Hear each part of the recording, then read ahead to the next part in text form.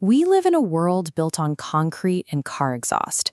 We pave the earth to construct endless, identical neighborhoods, completely insulating ourselves from the natural environment.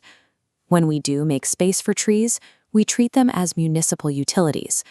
We view them strictly as timber for construction, pulp for paper, and aesthetic tools to boost property values or filter carbon dioxide. Reducing nature to a spreadsheet of resources, modern society has gone blind to a 370-million-year-old reality.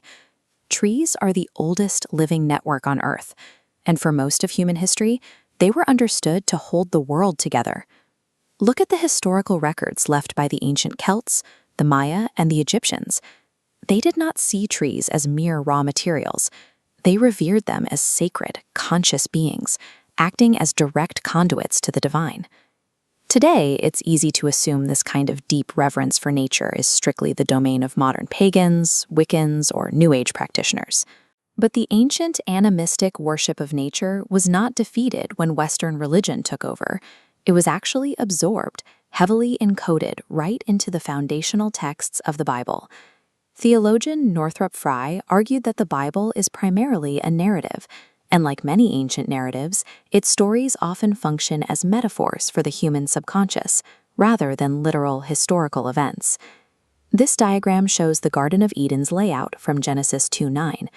God placed the tree of life exactly in the middle.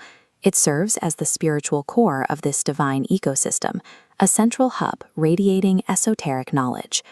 From its opening pages, the biblical narrative places sacred tree magic at the absolute center of human consciousness. This reverence continues into the rules of war. In Deuteronomy 20:19, invading armies are forbidden from cutting down fruit trees while laying siege to a city.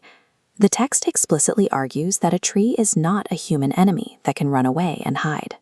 This protection hints at animism, the ancient belief that everything in nature, from a stone to a plant, contains a conscious spark of living spirit. The book of Isaiah takes this concept a step further, describing the trees of the field actually clapping their hands in celebration. They are personified as conscious entities capable of feeling and expressing complex emotions. The biblical authors wrote about trees as a conscious nation, a tree people sharing the earth alongside humanity. The prophets used the physical resilience of trees to map out the survival of the soul. Isaiah describes a holy seed remaining within the stump of a felled oak. Because the root lives, the tree grows again. To the ancient mind, this botanical cycle suggested that the human spirit might also return, reborn from its own divine spark. Ezekiel 47 shows magical trees on both banks of a divine river. The water represents the transition between life and death, while the banks reflect cosmic duality. Producing fruit every month, they mathematically mirror the 12 signs of the zodiac. The biblical tree functions as a cosmic map. It charts the journey from life to death and reflects the ultimate dual nature of the universe. All of these ancient traditions are united by a core Hermetic philosophy, as above, so below. This is the principle that the physical microcosm of nature perfectly reflects the macrocosm of the divine spirit. The roots delve deep into the dark, hidden underworld of the subconscious. Meanwhile, the branches reach up into the light of the divine conscious, effectively acting as a bridge between two realms. Mainstream Western religion did not erase the pagan reverence for the natural world.